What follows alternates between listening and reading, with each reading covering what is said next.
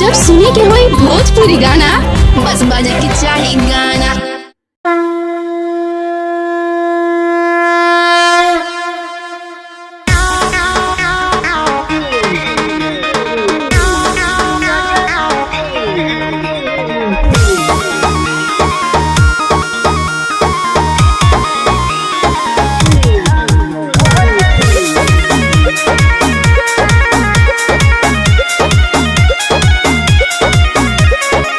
ले आईनी कांवर घूघूर लगा दो, धनिया हो अपना तू हाथे सजा दो।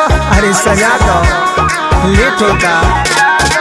ले आईनी कांवर घूघूर लगा दो, धनिया हो अपना तू हाथे सजा दो। ले आई बुकीन के दो भर के काजरा।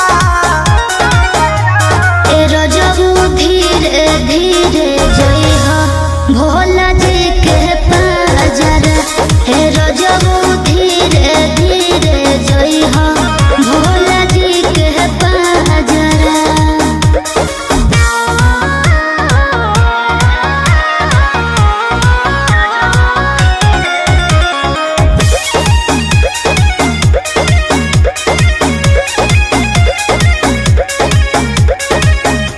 चाहे ले भोला जवन होला ए गुजरिया हो। अच्छा सावन भर हम